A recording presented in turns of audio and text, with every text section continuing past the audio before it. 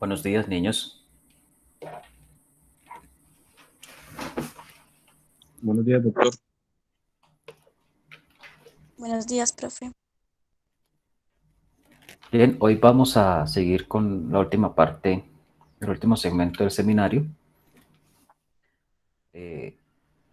Lo que vimos en las últimas clases fue la gestión del riesgo clínico, que básicamente es la forma en que ustedes gerencian el proceso salud-enfermedad de las personas, pasando desde la identificación de las personas con riesgo, el autocuidado para promover una vida saludable y evitar enfermarse, la gestión del riesgo de enfermarse, detectando precozmente a las personas que tienen el riesgo antes de que desarrollen la enfermedad, y cómo manejar a las personas que ya tienen el riesgo materializado, es decir, que ya se enfermaron, para prevenir que ocurran complicaciones que impliquen empeoramiento de esa condición del paciente y el consumo de recursos. Todo eso que vimos en las clases pasadas es la gestión del riesgo clínico, que es cómo gestionamos ese proceso salud-enfermedad. Ahora tiene la segunda mitad del seminario, que es la gestión del riesgo técnico. Porque cuando ustedes se gradúan, ustedes hacen un juramento hipocrático en el que hay una parte que la gente pasa de largo y casi no le pone cuidado, que es no hacer daño. Y resulta que muchas veces la mayor carga de la atención médica es no hacer daño, más que tratar de hacer el bien. Y ustedes son entrenados en la facultad durante la vida a hacer el bien y a atender pacientes.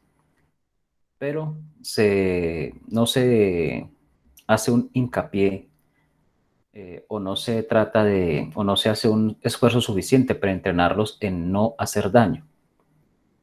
Porque toda decisión clínica que ustedes tomen en un paciente tiene repercusiones.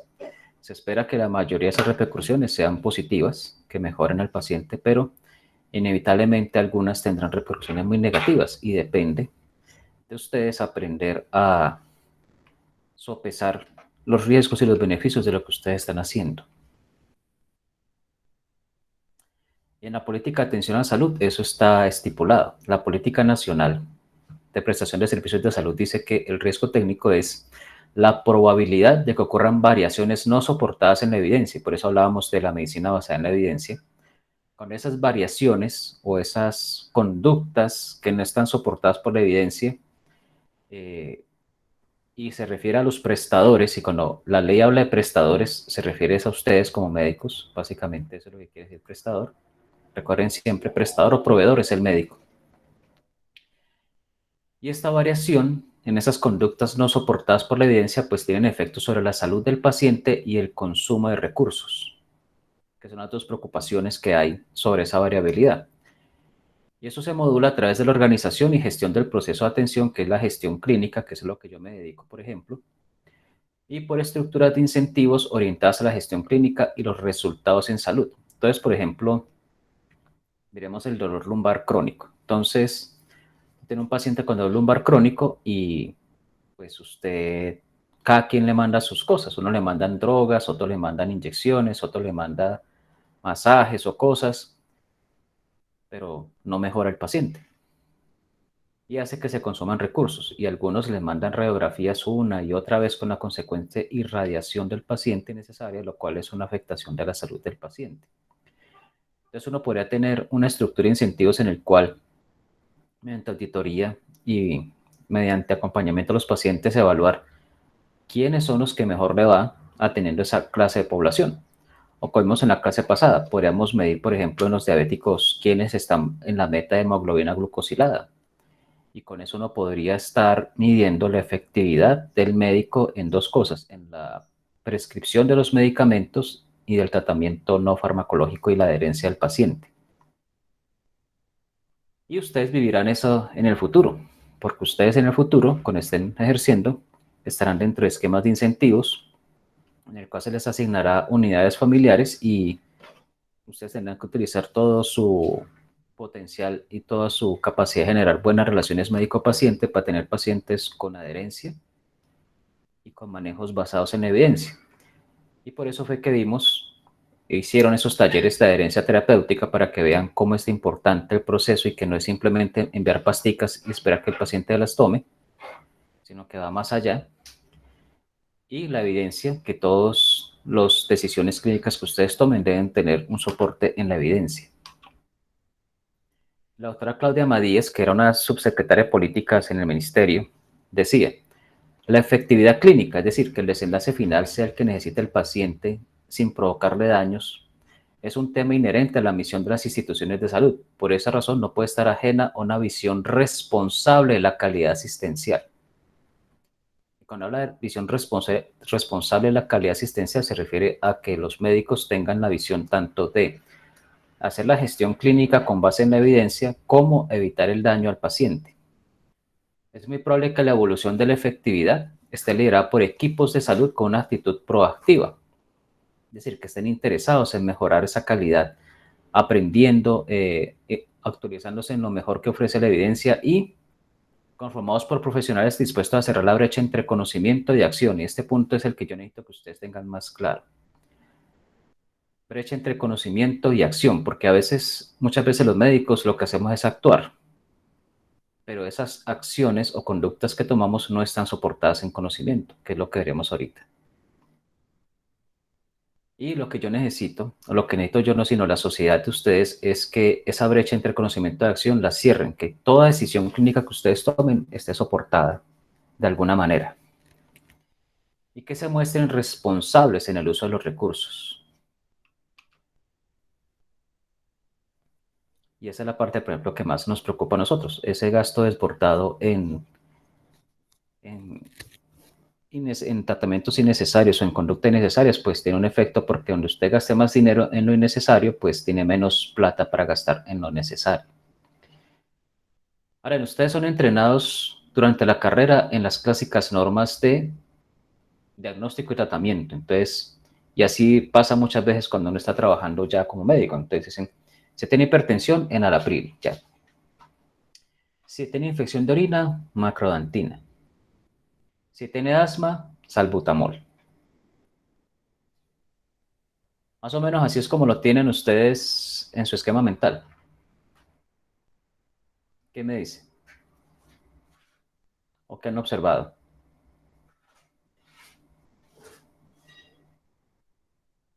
Niños,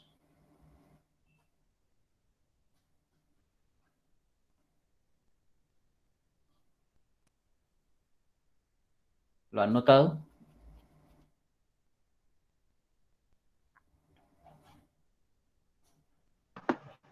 Sí, claro, Doc, digamos en clases de farmacología, el profesor siempre nos dice, para esto se manda más esto, o lo usamos más en el hospital.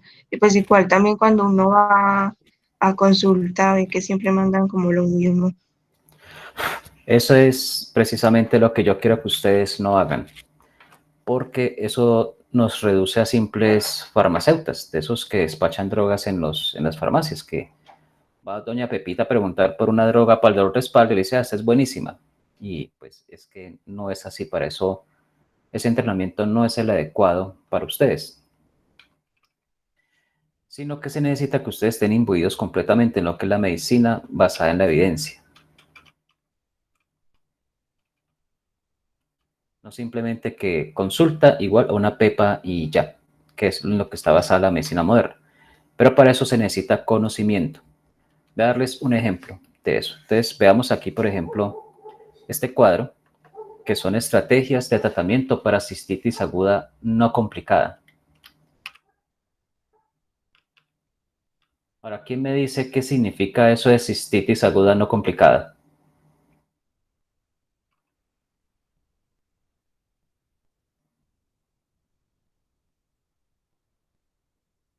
¿Qué significa eso? ¿Quién me dice?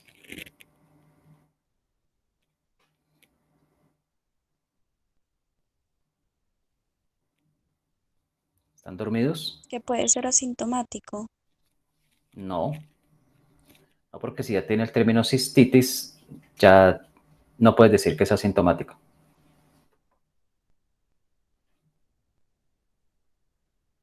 No complicada sería, profe, que se quede pues como en las vías bajas o la verdad no sé. No se preocupen por no saber. La idea de todo esto es enseñarles. Pero el punto que quiero darles a entender acá es que cuando ustedes sean médicos, ustedes tienen que tener en cuenta que existe algo llamado nosología médica. Nosología médica son las definiciones de los casos que tienen estos nombres por lo general y que son muy específicos en su significado. Una cistitis aguda no complicada se refiere a una infección de vías urinarias bajas en mujeres en edad fértil. Eso es todo. Entonces, si hablamos de cistitis aguda no complicada, no le puedo dar un nombre, porque eso está fuera de la definición. Ni tampoco una mujer menopáusica. A veces se me olvidó, y no embarazada. Entonces, una embarazada tampoco puede tener una cistitis aguda no complicada. Eso quiere decir que estas estrategias de tratamiento no la aplican ni a hombres, ni a mujeres posmenopáusicas, ni a embarazadas. Entonces, la idea de esto es, vean cómo un simple término les da a ustedes la suficiente información para saber de qué se está tratando. Y por eso es tan importante cuando en las clases les hablan de esas nosologías, que uno los puede pasar por alto, pero son fundamentales para un buen ejercicio profesional. ¿Ustedes sabían esto?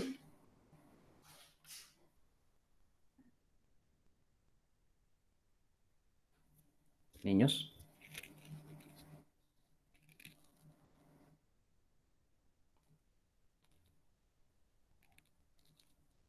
No, doctor, yo Cuando no ustedes sé. dieron infección de vías urinarias, ¿no les hablaron de esto?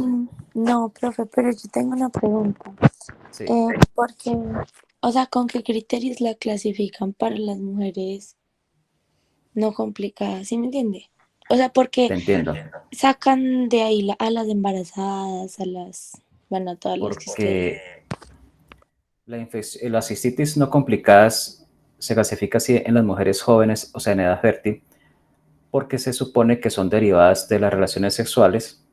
No es que sea una infección de transmisión sexual, sino que en la vía corta que tiene la uretra hasta la vejiga en la mujer, pues facilita la infección. Igual en las niñas, aunque no tengan vida sexual, por malos hábitos de higiene, podría llegar a producirse una infección. Y estas infecciones se llaman no complicadas porque se ha visto que en las mujeres de esta edad son autolimitadas, se pueden tratar fácilmente y desaparecen sin dejar ninguna complicación, es decir, no producen un problema posterior. En cambio, en los hombres, un hombre con una infección de orina, muchachos, eso significa que hay algo más que está promoviendo que se produzca la infección de orina, porque no es normal que en un hombre de una infección de orina. En una mujer embarazada, la infección de orina tiene implicaciones sobre el feto y sobre el embarazo mismo, como eh, amenazas de aborto o amenazas de parto prematuro.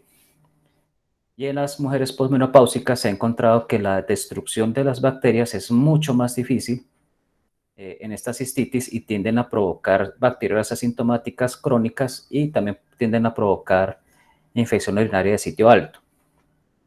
Una de esas complicaciones suele ocurrir en las mujeres jóvenes. Entonces, por eso la clasificación habla de que una cistitis aguda no complicada es la que le ocurre a las mujeres en edad fértil y a las niñas pequeñas. Bueno, no tan pequeñas, porque son muy pequeñas también son complicadas. ¿Sí te quedó claro? Sí, profe, gracias. Es decir, que a ti, por ejemplo, te da una cistitis, pues no hay tanto problema. Se te da un tratamiento y lo más probable, en el 95% de las veces, es que se te quite ya. No, no hay otro problema asociado. Pero si, por ejemplo, se le da una infección de orina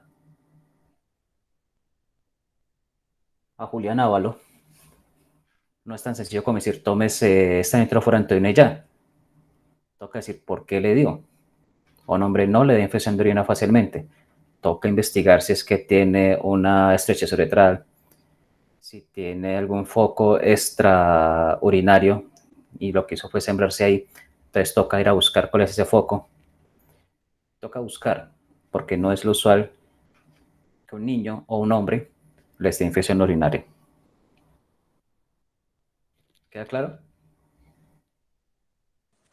Listo, Sí, profe, profe. gracias. Entonces vean cómo la nosología es muy importante y ustedes como estudiantes, y eso me pasó a mí también, no se preocupen, pasamos por alto estas cosas, nos parecen bobadas. Entonces en la clase cuando hablan clasificación de la enfermedad, ustedes, esa parte tan aburrida, ustedes quieren pasar directo al tratamiento, pero no. Ustedes deben ser muy acuciosos en comprender estas nosologías porque tienen implicaciones clínicas y tienen implicaciones en el tratamiento. Por ejemplo, en la cistitis aguda no complicada, esta tabla, que ustedes deben conocer estas tablas, esta está desactualizada, pero es por darles un ejemplo. Vemos, por ejemplo, nitrofurantoína. Eficacia clínica estimada, 84-95%, o sea, funciona. Y la eficacia estimada bacterial. Nosotros acá usamos mucho fosfomicina. A mí me encanta la fosfomicina. Mira que la fosfomicina tiene una eficacia clínica del 70-91%, pero la eficacia bacteriana es un poco mejor. ¿Qué quiere decir esto? ¿Quién me dice?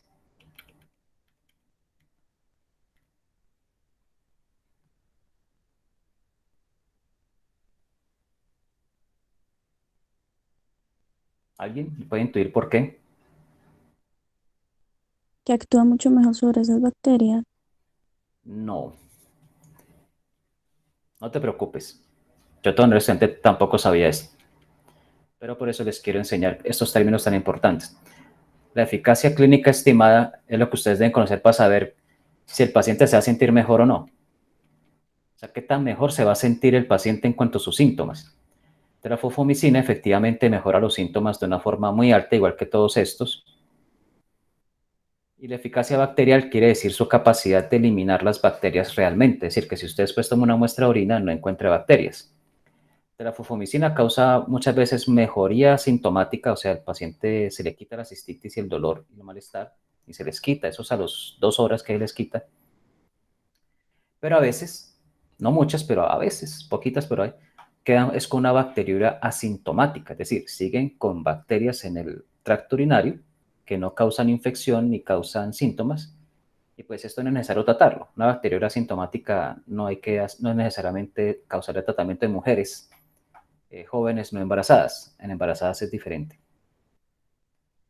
Entonces vean cómo es importante conocer todas las terminologías y las clasificaciones, porque una bacteriuria asintomática no se trata, y esto es lo que está diciendo acá es la eficacia bacterial estimada. Si es capaz de producir asepsia urinaria, como por ejemplo estos beta-lactámicos con estos regímenes largos, o por ejemplo como el trimetoprim sulfa, que produce un 100% de muerte bacterial y de asepsia de la orina, o la fosfomicina, que tiene un buen perfil, porque la fosfomicina, por ejemplo, les digo, es solo un sobre, y ya, no hay que hacer nada más, solo una vez, y produce una gran mejoría clínica, aunque la paciente podría quedar con bacteriuria asintomática, pero eso, si es una paciente joven, no embarazada, pues eso no tiene problema, se puede tolerar y aceptar. Y el trimetoprim sulfa, mire que son 3 días, nitrofurantoína 7 días, entonces uno puede decir, ¿será que esta vieja sí se toma 7 días de eso? Porque la adherencia terapéutica es algo muy variable. ¿Y cuántos de ustedes no les han enviado tratamientos y no se los toman todos? Entonces usted cuando se enfrenta a un paciente tiene que conocer estos datos para saber qué es mejor para ese paciente. Sí, que tenga una alta eficacia bacterial, pero un poco mamona de tomar, como esta de 7 días, porque la nitrofurantoína es excelente para eliminar la infección, la elimina. Pero 7 días, 2 veces al día, eso es... Uno dice que no, pero eso es aburridor, la gente no lo suele hacer. O me curo en salud y le mando un sobre de fufomicina, que es mucho más cara, pero se la toma y se mejora, aunque tiene el problemita que no es tan grave, que puede quedar con bacteriuria asintomática. ¿Queda claro lo que quiero decir acá? Sí, señor. Esto pasa con todas las enfermedades. Ustedes tienen que conocer los detalles de la enfermedad. En ejemplo, las infecciones bacterianas tenemos la eficacia clínica, que es que tanto mejora los síntomas, y también la eficacia bactericida, que es que tanto mata o vuelve aséptico el tejido que ustedes quieren tratar. Ahorita veremos ejemplos de otras enfermedades, incluso no infecciosas. Si ustedes trabajan en un ambiente hospitalario, la cosa ya cambia. Ustedes deben conocer los porcentajes de sensibilidad de su hospital. Por ejemplo, en infecciones urinarias intrahospitalarias, que suelen ser complicadas, por ejemplo, mira la sensibilidad en este hospital según el laboratorio, según los cultivos. Amicacina, 100%, o sea, mata. Aztreonam, 100%, o sea, eso es efectivo completamente. Ceftriaxona, cefotaxime. Miren acá cómo empieza la gentamicina, 89%. Todavía es buena, es barata, Y lo más probable es que si usted la usa, lo más probable es que acabe con la infección. Pero veamos acá abajo, mira que aquí ya está la ciprofloxacina con 11%, es decir, eso no sirve para nada. El trimetoprim sulfa, miren. Miren que la tabla anterior, el trimetoprim está entre los que más servía en la cistitis aguda no complicada. Pero cuando hablamos ya de estas infecciones urinarias intrahospitalarias, ya es diferente. Por eso los apellidos de las enfermedades son tan importantes, porque hace que cambie el enfoque de tratamiento. Mira la ampicilina, 22%, es decir, ampicilina sulbactam incluso, 33%, es decir, no sirve para nada. Incluso miren este bonito acá, imipenem, 67% nomás, es decir, tiene un tercio de posibilidades de fallar, y eso es mucho. Y la nitrofurantoína, que era tan buena para la cistitis aguda no complicada, miren que también solo funciona en 2/3 de los pacientes. Deja un tercio que no funciona, entonces es un riesgo muy alto. Es una probabilidad muy alta de fallar. Y vean los porcentajes de resistencia. Porcentaje de resistencia es casi lo mismo. Inonofloxacina, 100% de resistencia bacteriana, es decir, no la hacen ni cosquillas. Ciprofloxacina, 89%. Trimetoprim, 78%. Entonces, cuando ustedes estén trabajando como médicos, por ejemplo, un buen consejo es que ustedes pidan los perfiles de cultivos bacterianos, tanto ambulatorios como intrahospitalarios. Entonces, si usted tiene el perfil de la población suya de laboratorio, por ejemplo, en Resalud, viene el perfil de resistencia bacteriana de los parciales de orina ambulatorios, ustedes pueden con eso saber con mayor precisión cuál es el mejor antibiótico que pueden mandar para esa población. Y se pueden llevar sorpresas entre ciudad y ciudad. En una ciudad puede ser que el trimetoprim sirva muy bien y en otra puede que no sirva para nada y que tenga más sensibilidad la ciprofloxacina.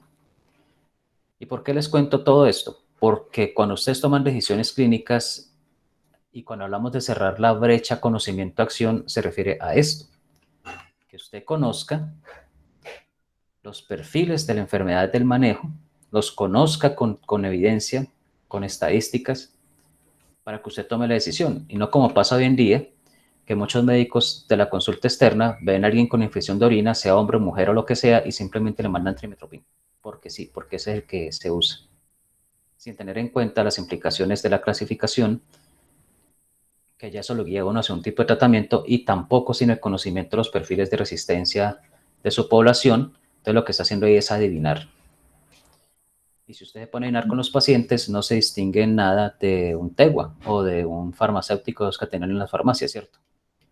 Doctor, Sí. ¿y qué tan confiables son esos perfiles de resistencia? Pues por lo mismo que estábamos diciendo, que se estaba diciendo que la gente no se adhiere al tratamiento. Entonces, qué tan confiables son esos mismos perfiles? No, son muy confiables precisamente porque ahí los cultivos no nos hablan de si la persona es adherente o no. Lo que nos está diciendo es si esa bacteria se muere con lo que usted está dándole, independientemente de la adherencia, porque usted en un cultivo lo que hace es colocar una bacteria, sembrarla y colocarle un disco de ese antibiótico. Y si se mueren con eso, usted sabe que son sensibles. Ese es el que usted debe enviar. Y otra cosa es que después el paciente no se lo tome.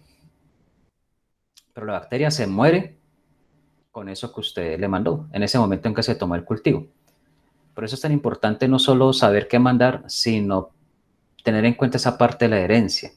Por ejemplo, yo nunca mando nitrofurantoína, a no ser que sea alguien que yo vea que, joder, madre, estoy seguro que esta persona es súper estricta y juiciosa y se va a tomar toda esa mano de pastas. Yo no me tomaría eso. Eso es muy largo, 7 días así, eso es, a la gente no le gusta. Entonces, por eso yo prefiero usar en mujeres con cistitis no complicada fosfomicina, porque es más fácil, es solo un sobre, se lo toman y ya. O trimetoprim por 3 días que también, y chao, si hay sensibilidad se los mando y pues es más fácil el tratamiento. Entonces ustedes tienen que pensar en todo eso cuando envíen un tratamiento. Tienen que pensar, o sea, conocer si va a ser efectivo, o sea, anticiparse si va a ser efectivo con los perfiles de resistencia y conocer al paciente. Usted tratar de estimar si el paciente va a tener una buena herencia o no, porque dependiendo de eso usted decide qué medicamento le manda. ¿Se queda claro? Sí, doc. Sí, señor. Bien, entonces, su pregunta era, usted toma una muestra de orina hoy que es 14, que dio al paciente, y la sembró en el medio de cultivo, y le pusieron un disco de trimetropin, y mostró una concentración mínima inhibitoria buena, de 2 o de 3. Dice, no, la bacteria se muere con eso. O sea, está claro, se muere. Esas bacterias se mueren con eso. Entonces, eso le da a usted más certeza o le disminuye la incertidumbre cuando usted manda un antibiótico. No es que sea al 100%, y eso usted tiene razón, no quiere decir que le da una certeza al 100% de que eso va a ser lo que le sirva al paciente. Pero es mejor eso que estar adivinando sin tener ningún tipo de base para mandar un antibiótico. ¿Sí me hago entender? Sí, sí, señor. Bien, ¿y cuál es el problema que tenemos hoy en día en la atención en salud? Que la complejidad de la asistencia sanitaria, o sea, la asistencia que usted dan es mayor. Miren que no simplemente es IBU, trimetropin, sino que las IBU tienen sus apellidos, sus subtipos y sus particularidades. Tenemos también la rápida y constante innovación tecnológica, que hace que cada día tengamos mejores elementos para el tratamiento, pero todas esas bondades esos beneficios se limitan por la limitación en la información. ¿Qué información deben ustedes conocer para enviar un tratamiento? Tienen que conocer la efectividad, que es qué tanto se beneficia el paciente, que fue lo que vimos cuando hablamos de las evidencias y el nivel de evidencia. La eficiencia, que es, bueno, comparado con el costo, ¿vale la pena ese gasto? Y algo que ustedes deben combatir, no, ustedes no, los investigadores sí deben conocer, es la incertidumbre. La incertidumbre y otras conductas llevan a la variabilidad en la práctica clínica. Esa palabra variabilidad en la práctica clínica es la que necesito que hablemos hoy. Eso va a ser el tema hoy, básicamente. Variabilidad clínica es cuando usted utiliza cosas, cuando diferentes médicos utilizan diferentes manejos para la misma enfermedad y no están soportados en evidencia la mayoría de ellos. Entonces, por ejemplo, hay médicos que mandan un coprológico por una diarrea y otros no. Y está soportado en la evidencia mandar coprológico en la diarrea aguda. No. No, exacto, la evidencia ha demostrado que eso no sirve para nada. Y como vieron ustedes en la guía, eso no aporta información útil para el diagnóstico. Pero hay médicos que igual lo mandan. Es decir, esa variabilidad es algo que produce un aumento en los costos de la atención, se utiliza recursos innecesariamente, los niveles de eficiencia del servicio sean menores. ¿Qué quiere decir? Que hay más gasto para igual resultado. Entonces, con el caso del coprológico, vale más, así sea 2.000 pesos más que valga hacer el coprológico, pero para lo mismo, porque igual el chino tiene una diarrea aguda, de esas que no tienen ningún problema, autolimitadas, y pues gastamos más para resultar en lo mismo. Tenemos el problema de menor efectividad en las acciones médicas. Cuando hay más acciones, o sea, hacemos muchas más cosas, pero los resultados son exactamente los mismos. Por ejemplo, cuando usted manda en un paciente una tomografía de abdomen más una radiografía de abdomen, entonces dice, ¿para qué? Si igual en la tomografía sale una radiografía, eso es lo primero que hacen. Entonces, es un desperdicio para obtener los mismos resultados. Y esto nos lleva al problema de la equidad, que es que si gastamos más plata en unas cosas, nos queda menos plata para otras cosas, para otras personas. Por ejemplo, en el caso del TAC, en urgencias teníamos un médico que a toda paciente con dolor abdominal, urotac. O sea, desde la consulta. O sea, nada de la clínica, si la paciente era que tenía hematuria y que le salía arenita y que el dolor estaba aquí en la fosa ilíaca y subía hasta el hipocondrio derecho, no. De un ataque, sin importar lo que la clínica decía. Y pues imagínese,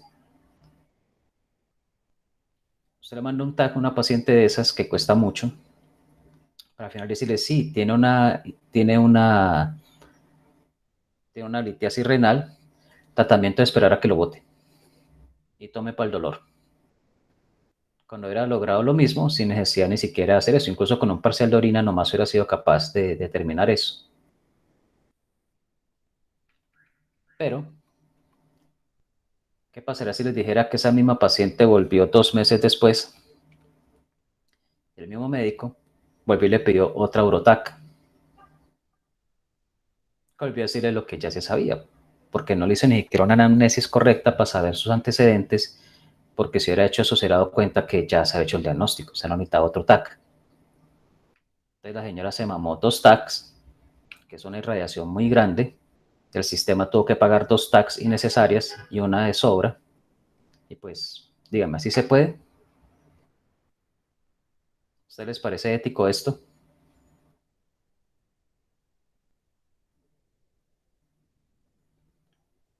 Niños. No, No, obvio, no se nota que está haciendo eso porque sí. Pero es que hay otra cuestión que le pone la cereza al pastel. En la segunda vez que le tomaron el TAC a la señora, le encontraron una cosita, un embrión.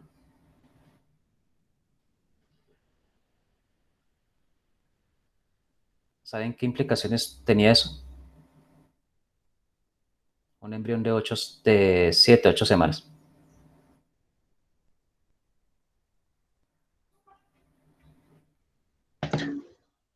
Ahí esa radiación para el bebé. Imagínense, Profe, la acabaron de cagar. le cayó un TAC a un embrión de 8 semanas. Entonces vean cómo, eso es lo que yo les decía a ustedes, que la variabilidad clínica puede llegar a producir daño en los pacientes, porque toda intervención que hagamos tiene un riesgo implícito. Un TAC no es una radiografía un poco más grande y ya, que no tenga ninguna implicación. Incluso las propias radiografías tienen implicaciones de radiación sobre la persona. Y uno no puede estar mandando radiografías alegremente como si eso no tuviera ninguna implicación. Entonces pensamos que el TAC es inocuo porque es muy bonito el aparato y se ve muy moderno, pero no. Tiene implicaciones cuando usted manda un TAC. Usted antes de mandar un TAC tiene que estar seguro de la relación costo-beneficio de irradiar a esa persona con un TAC. Y vean cómo si uno empieza a mandar esas cosas sin criterio y de forma tan liberal, pues puede llegar a producir daños serios en el paciente. Este aparatito que ven acá es un field array.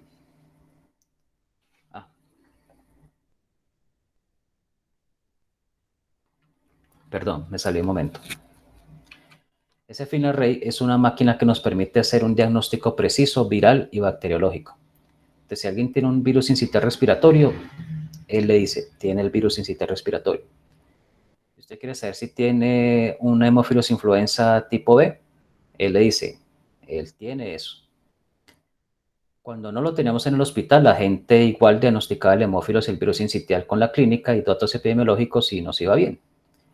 Pero apenas lo pusimos a funcionar, a todos los pacientes les querían pedir eso. O sea, ya querían dejar de pensar y querían era solamente utilizar la tecnología. ¿Y por qué la querían usar? Porque la teníamos.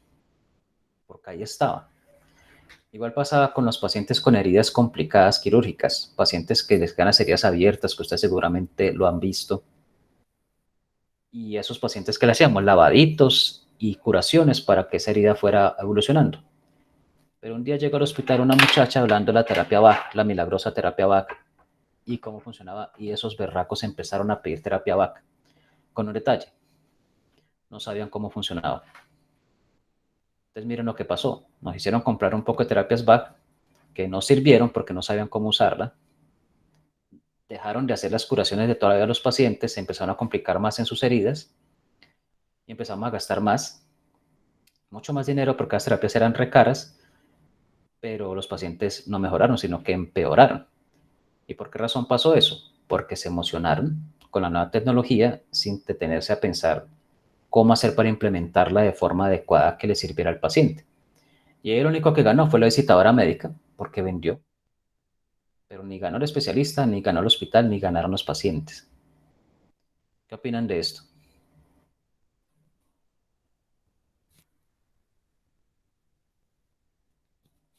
Niños.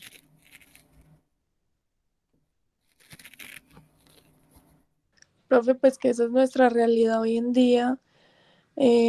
es como lo mismo uno que ni siquiera quiere hacer una cuenta pues en la cabeza porque tenemos la calculadora en el celular. Así es algo parecido. Entonces lo que quiero con esta clase es que ustedes se sensibilicen de aquí en adelante como profesionales en estas problemáticas que ustedes se van a encontrar. Lo que pasa es que muchas veces el profesional no se da cuenta que existe este problema y lo ve normal porque como sus compañeros también lo hacen y en otras partes ve que lo hacen, asume que eso es normal y que así es como se debe proceder, pero necesito que ustedes comprendan que no es así como funciona. Bueno, entonces tenemos, ¿por qué variabilidad? Entonces hay un factor que es la gente. Por ejemplo, existe la cirugía robótica de próstata, que no es mejor que la cirugía laparoscópica de próstata, pero el paciente quiere esa, porque escuchó y le pareció más bonito y más gomelo, pero es mucho más costosa, muchísimo más costosa. O la paciente que quiere una cesárea porque le dijeron que era mejor la cesárea y quiere cesárea a pesar de que no tenga indicaciones de cesárea. Entonces puede haber variabilidad. O sea, la variabilidad se refiere a las decisiones no soportadas en la evidencia que se toma. Entonces uno puede llegar a indicar una cesárea en una paciente que no esté indicada, sometiéndola al riesgo de un procedimiento quirúrgico mayor. O por ejemplo, también diferencias culturales o étnicas o del estilo de vida de la persona. Si yo voy a hablar de un dolor de estómago a un colega, yo como médico, lo más probable es que me manden una resonancia o me manden una colonoscopia. En cambio, si es una persona pobre, créanme que no le van a mandar nada de eso. Entonces vea cómo el proceso mental de la toma de decisión puede verse influido también por quién es el paciente. ¿No creen? Sí, profe. Pero, pero eso sí suena muy feo, pues. Pero es Pero verdad. pues que sí es la realidad, como decía Pero Sara, es que es así. Entonces ustedes tienen que entender que ustedes deben tomar las decisiones clínicas basadas en la evidencia científica. No más. No deben tratar de evitar los sesgos que le producen que el paciente sea de plata o pobre, blanco, negro, indio, lo que sea, o lo que el paciente venga a exigirles, sino que ustedes deben actuar siempre conforme a lo que está en la evidencia. Otro problema de habilidad es que haya disponibilidad de servicios. ¿Por qué en mi hospital mandan Urotax a los pacientes con dolor abdominal? Porque hay. Y no está limitado a nadie. Cualquiera lo puede pedir. Cuando quiera. Y porque sí. Y nadie cuestiona esas solicitudes. O los FIN-Array. Porque están ahí. ¿Y qué me tocó hacer a mí? Me tocó limitar la orden de FIN-Array solo a los infectólogos. Es decir, cualquiera puede pedir FIN-Array, pero el infectólogo evaluaba el caso y decía si sí o si no. Y con eso nos ahorramos un poco de plata, porque todo el mundo quería mandar FIN-Array para todo. Y pues no, eso es costoso y debe ser una ayuda en casos de alta duda o cuando hay divergencia en los datos clínicos y no nos permite hacer el diagnóstico clínicamente. Y en los proveedores, que somos nosotros los médicos, el problema de la variabilidad está en estos elementos: incertidumbre, ignorancia y entusiasmo. La incertidumbre es cuando no existe buena evidencia científica sobre el valor de los tratamientos o los métodos diagnósticos. Es decir, cuando no hay evidencia, o sea, no se ha investigado lo suficiente para saber. Esto nos pasaba hace 10 años, hace 15 años con la apendicitis. Había mucha incertidumbre sobre cómo proceder ante una apendicitis y se dejaba todo al criterio del cirujano. Y por eso se decía antiguamente que el abdomen era la tumba del cirujano, porque era tan misterioso, no nos permitía saber bien o predecir científicamente cómo proceder. Últimamente lo hemos visto, por ejemplo, con el COVID. Que al principio del COVID ustedes vieron que empezaron a decir que usaran ivermectina y un poco de cosas locas ahí. ¿Por qué pasaba eso? Por la incertidumbre, porque no había evidencia suficiente para poder tomar una decisión. ¿Ustedes han oído hablar de la hepatitis C? Sí, doctor.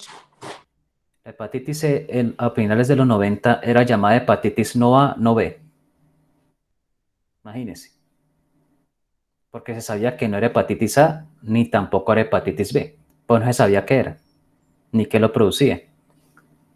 Entonces eso era un ejemplo de incertidumbre. O sea, no sabíamos qué era exactamente eso a lo que nos enfrentábamos. Y a medida que fue avanzando el conocimiento científico, pues la incertidumbre fue reduciéndose porque empezaba a haber evidencia sobre qué hacer. Y hoy en día, pues ya sabemos bastante del virus de la hepatitis C. Ya tenemos hasta métodos diagnósticos para ubicarlo e identificarlo, aunque no tengamos todavía tratamientos. Pero al menos ahí vamos avanzando. La incertidumbre es eso, cuando hay algo de lo cual no se tiene suficiente evidencia. Y eso pasaba también, por ejemplo, con el dolor lumbar. Había mucha incertidumbre hace 20 años porque no sabíamos cómo tratarlo correctamente. Había muchos pacientes que se quejaban de dolor, nos inventamos muchas cosas y pues no estaba sintetizado el conocimiento para saber qué funcionaba o qué no. Hoy en día ya no es así. Hoy en día hay una guía que ustedes vieron que dice que no use fajas, no use radiografías, no mande reposo, mantener la actividad diaria, la fisioterapia y el ejercicio como los pilares para el mejoramiento del paciente a largo plazo. Con incertidumbre es cuando no hay evidencia buena. Otra cosa distinta es la ignorancia. Cuando la evidencia científica sí existe, pero el médico no la conoce, está desactualizada. Como pasaba con algunos médicos que mandaban fenobarbital como profiláctico cuando había asfixia perinatal, cuando ya habían guías y evidencias que decían que eso no servía para nada, pero el médico la siguió utilizando, no por mala fe, sino porque no estaba actualizado. Igual pasa con el dolor lumbar. Todavía hay médicos que mandan bobadas, como acupuntura y cosas de esas para el dolor lumbar, a pesar de que la evidencia ya es clara en ese aspecto y cómo se debe manejar un paciente de estos. Entonces, la ignorancia es cuando ustedes no se están actualizando constantemente y empiezan a enviar tratamientos sin una base científica. Y el último son las presiones externas. Cuando el profesional conoce el valor de las pruebas o tratamientos, o sea, conoce la evidencia, pero hace otra cosa. Por ejemplo, algunos Doctor, internistas, ¿sí? en ese caso usted dice entonces que pues usted qué opina de la medicina alternativa. No opino, porque eso no es cuestión de opiniones, es cuestión de evidencia. Pocas terapias alternativas han mostrado evidencia.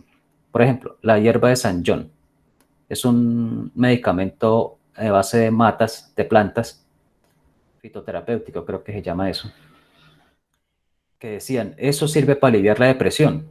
Ah, bueno, pruébelo. Y esos berracos lo hicieron, hicieron pruebas clínicas con miles de pacientes, comparándolas con placebo y otros antidepresivos clásicos, y se demostró que si bien no era tan efectivo como los antidepresivos tricíclicos o los inhibidores de la recaptación de serotonina, sí demostró un mejoramiento en los casos de depresión leve a moderada, sin ideación suicida. Mejoraban los pacientes de la depresión con eso, entonces lo demostró y está sancionado para poderse usar y no hay ningún problema. Pero cuando me hablan de esas terapias raras de color terapia o aromaterapia o flores de Bach y no sé qué cosas, y siempre les digo, bueno, muéstrenme la evidencia. Yo estoy dispuesto a creerle, pero pues muéstrenme la evidencia que eso sirve. Pero no la muestran. Y si usted no le muestra la evidencia que algo funciona, ustedes tienen que empezar a desconfiar. Entonces mira que no es mi opinión, sino que es simplemente demuéstralo. Como todo en la medicina, debe ser demostrable. ¿Sí te queda clara mi postura? Sí, profe, entiendo. Que si me dicen, la acupuntura quita el dolor lumbar. Muy bien, eso es fácil de demostrar. Hagamos la acupuntura a 20.000 pacientes con dolor lumbar y veamos qué pasa. Se hizo. ¿Y qué encontraron? Que no sirve. Entonces, ¿para qué seguir insistiendo en eso? ¿O no? ¿Ustedes qué creen? Hay gente que tiene mucha fe, doctor Rips. Sí, pero la medicina no es fe, sino de conocimiento. Porque no podemos jugar con la gente, porque estamos hablando de su salud. Obvio, pero pues hay gente que sigue creyendo en eso, doctor. Ah, sí. Pero lo que quiero decirle a ustedes es que ustedes como médicos no deben basarse en la creencia. Además, los tratamientos alternativos tienen una utilidad como placebo. Ustedes pueden enviar acupuntura porque la gente cree, pues mándela, desde que no le haga daño, claro. Tienen que estar pendientes de que lo que manden tampoco sea algo nocivo. Pero sin dejar de mandar las terapias que sí sirven. Usted puede decir al paciente, hágase la acupuntura, tranquilo, hágale, o el biofeedback, o flores de Bach si quiere. Pero mantenga su ejercicio, haga la fisioterapia, haga todo esto, porque lo otro es como para distraerlo y que se sienta mejor, pero la terapia física es la que sí le va a mejorar el problema realmente. Ese es el consejo que yo les doy con respecto a las terapias alternativas. Si la gente cree y eso le hace sentir bien, háganle, o sea, eso no es ningún problema, desde que no sea un tratamiento nocivo. No se hagan con que vaporizaciones de mercurio, cosas así, que eso sí puede ser nocivo y no debería utilizarse. Pero el resto, pues sí, que se use. ¿Estamos? Sí, señor. Igual, doctor, lo que usted dice le puede ayudar a uno también para mirar el paciente o sea, entender un poquito más el paciente, Sí, eso es muy entendiéndole las importante. preferencias. Así es. Yo he tenido pacientes que me toca mandarles cosas alternativas porque creen mucho en eso, pero no me alejo del manejo convencional que está demostrado. Y sí, Sí, profe, pues yo entiendo su posición, solo que pues yo preguntaba porque incluso pues ahora con el COVID y todo eso cuento, pues la gente se fue más por las terapias alternativas y pues le siguen dando mucha importancia, pues incluso algunos doctores y todo eso, entonces, exacto. Mi mensaje no es que la gente deje creer o no. Eso es igual que la religión. Cada quien tiene la suya. Pero ustedes como médicos no deben creer que solo con terapia alternativa ustedes van a mejorar a un paciente, porque eso es peligroso, tener esa forma de pensar. Cuando ustedes van a mandar un tratamiento, pueden ayudarse a la terapia alternativa como una especie de psicoterapia. Es algo que le ayude psicológicamente a la persona a aceptar el resto del tratamiento, pero el tratamiento verdadero tiene que ser el que esté soportado por la evidencia. Y no vamos a alcanzar a ver pensamiento probabilístico. Va a tocar para la próxima clase, pero para que adelanten un poquito, porque este tema es súper importante. ¿Cómo hace uno para determinar que algo sirve o no? O sea, no hay certeza. Usted siempre tiene que pensar en términos de porcentajes de probabilidad. Y cuando usted asume una conducta terapéutica o ordenan un examen diagnóstico, tiene que conocer los conceptos de sensibilidad y especificidad. ¿Han escuchado esos términos antes?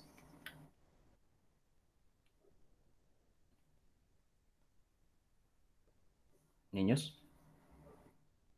Sí, señor. Estoy seguro que lo han leído en alguna parte. Cuando leen esos textos han tenido que encontrarse con esos términos, que es sensibilidad del 70%, especificidad del 90%.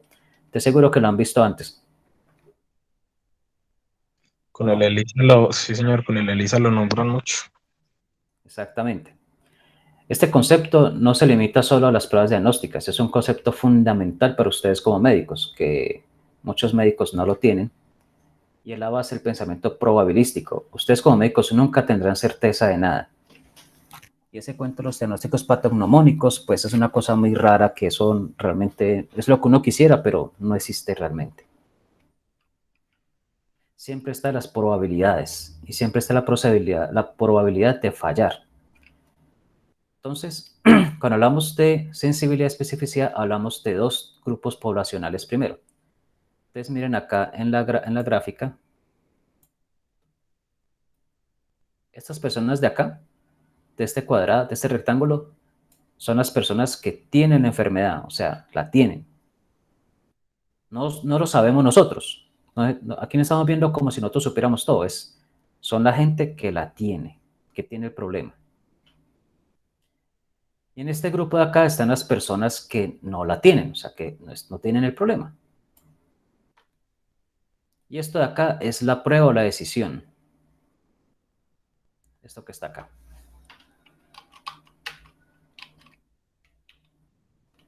¿Cómo quito eso de ahí? Listo. Entonces, para que una prueba sea sensible, este medio círculo de acá tiene que ser capaz de abarcar a todas las personas con enfermedad para ser muy sensible. Porque estas personas son los verdaderos positivos. Entonces la prueba tiene diferentes alcances. Puede que alcance solamente a verme estos y estos no. Esto se llama verdaderos positivos porque están enfermos y la prueba lo detectó. Positivo porque lo detectó la prueba. Y verdadero porque pues sí están enfermos.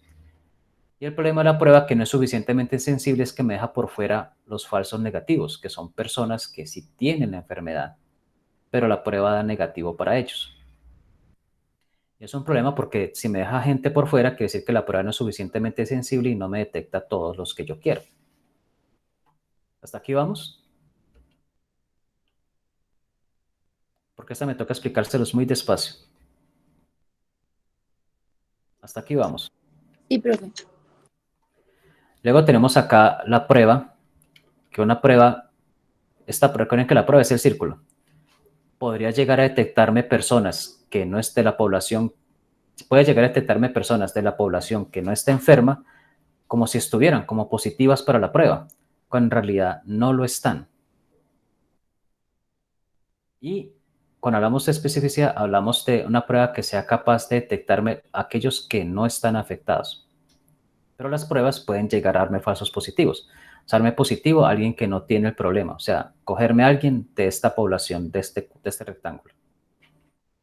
¿Hasta aquí vamos? Sí, doctor. Bien, entonces cuando hablamos de sensibilidad y especificidad, estamos hablando de distintas capacidades de una decisión clínica o de una prueba diagnóstica. Por ejemplo, las pruebas de COVID de PCR tienen una sensibilidad baja porque me detecta algunos, pero no todos. Entonces, le puede tomar la prueba a 100 personas con COVID y me detectará 50. A las otras 50 que sí tienen el problema, me les dice que no tiene nada, cuando sí lo tiene. ¿Qué quiere decir esto entonces?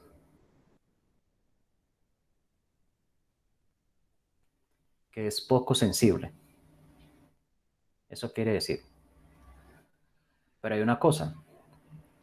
Si la prueba me da positivo para COVID, quiere decir que tiene COVID. O sea, no me da falsos positivos. Entonces quiere decir que tiene una especificidad alta. ¿Sí la van cogiendo? O sea, si le da negativo, no quiere decir que no lo tenga. Pero si le da positivo, lo tiene. Eso sí, no le ponga la menor duda. Y es diferente, por ejemplo, las pruebas rápidas de VIH.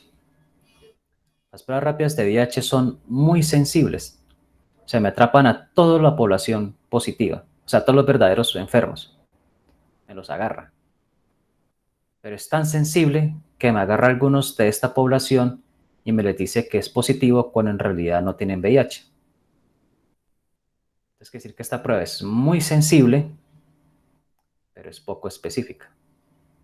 ¿Sí la van cogiendo?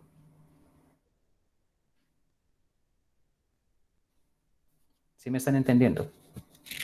Sí, doctor. Este concepto Pero, es complejo de comprender, pero insistiendo, lo van apropiando. Dime. pues, profe, entonces, pues digamos con la prueba del COVID, a veces que las personas sí están positivas y les sale negativo, pues hay que, pues o sea, igual nunca va a haber una prueba 100% específica, ¿ok? No, la pregunta está equivocada. Tú tienes que saber la capacidad de la prueba para tomar las decisiones. O sea, la prueba es como es. Las pruebas pueden ser muy poco sensibles o muy sensibles, pero todas tienen su utilidad. Por ejemplo, la prueba del COVID, ¿para qué nos sirve? Nos sirve para detectar algunos casos, no todos. Pero si da positivo, lo tiene. O sea, no tenga la menor duda de que esa persona tiene COVID, porque es muy específica y es poco sensible. Entonces, no lo mires al revés como lo estás haciendo. No te puedes inventar una prueba 100% sensible porque quieras. Tú te inventas una prueba y luego haces pruebas, o sea, test para ver qué tan sensible y específica es. Y luego le dices al clínico, vea, señor clínico, esta prueba tiene una sensibilidad del 70%, pero una especificidad del 100%. Y ya con esa información es que tú tomas la decisión de cómo usas la prueba. No puedes tener una prueba de COVID 100% sensible por problemas logísticos que pueden haber para tomar la muestra. Por ejemplo, si alguna tenemos una prueba serológica inmediata, de pronto tengamos una prueba 100% sensible, pero todavía no la tenemos. Lo menos peor que tenemos es la PCR. Y es lo que hay y nos toca trabajar con eso, pero sabiendo sus limitaciones y sabiendo cuál es su sensibilidad y especificidad. ¿Sí me hago entender? Sí, doctor, sí, ya entendí. Bueno, se nos acabó el tiempo por ahora, pero en la próxima clase, y les recomiendo que lean un poquito de sensibilidad y especificidad para que no queden tan crudos cuando leemos esto en la próxima clase. ¿Vale? Vale, profe. Entonces, niños, me alegra haberlos escuchado. Nos vemos dentro de 8 días. Ah, no, dentro de 8 días es el examen. Entonces estudien mucho del corte 2. Bueno, profe, hasta luego. Listo, doctor, hasta Estén luego. bien. Espero que esta clase haya sido un poco edificante y les haya dado una nueva perspectiva sobre su profesión médica.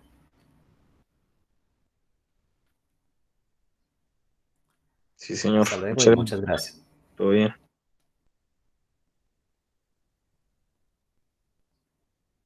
Hasta luego, doctor.